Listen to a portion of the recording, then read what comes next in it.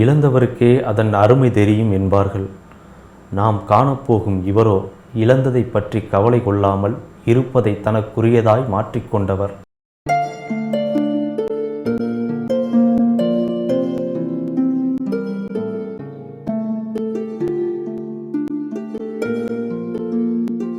Madurai lady டோக் கல்லூரியின் முதுநிலை மாணவி நித்யா.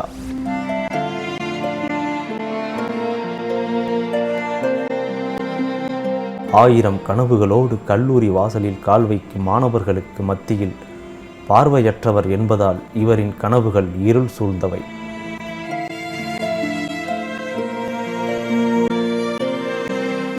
மதுரை பனங்காடி விவசாய குடும்பத்தைச் சேர்ந்த இந்த ஏழைப்பெண் எண்ணத்தில் பணக்காரி. பார்வையற்ற தன் அக்காவிற்கும் குடும்பத்திற்கும் தன்னால் இயன்றதை செய்ய வேண்டும் என்ற எண்ணம் இளமையிலேயே இவரிடம் இருந்தது. படிப்பு ஒன்றுதான் தன் நிலையையும் தன் குடும்ப நிலையையும் மாற்றும் என்பதில் உறுதியாய் இருந்த நித்யா லேடி டோக் கல்லூரியில் BA வரலாறில் நுழைந்தார்.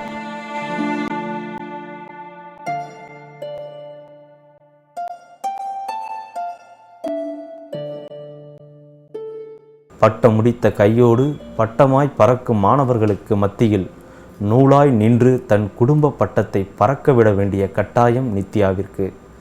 மேற்படிப்பு ஆசையும் ஆட்கொள்ள கல்லூரி நிர்வாகத்தை அணுகினார். அதே கல்லூரியில் MA வரலாறு படிக்கும் வாய்ப்பும் கல்லூரி வளாகத்தில் தேநீர் விடுதி நடத்தும் அனுமதியும் கிடைத்தது.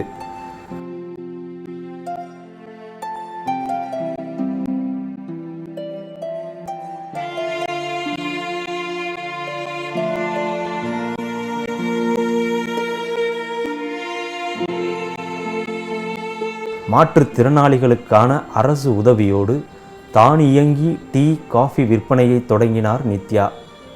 2 ஆண்டுகள் ஓடிவிட்டன. வகுப்பறையும் டீ கடையுமாய் தன்னை தானே இயக்கிக் கொண்டிருக்கிறார் நித்யா. தோளுக்கு தோளாய் தோழிகள் உதவ தடையின்றி படிப்பையும் தொழிலையும் செய்து வருகிறார்.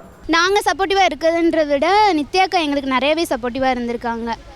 ரொம்ப செல்ஃப் கான்ஃபிடென்ட்டான பர்சன்னு சொல்லலாம். யார்கிட்டையுமே கருணையோ பரிதாபமோ எதிர்பார்க்க மாட்டாங்க.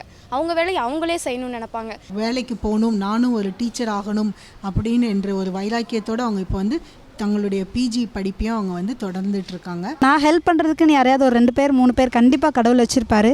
அவங்களுக்கு நான் கண்டிப்பாக ஹெல்ப் பண்ணுவேன் சார். என்னால் முடிஞ்ச ஹெல்ப்பை நான் கண்டிப்பாக பண்ணுவேன்.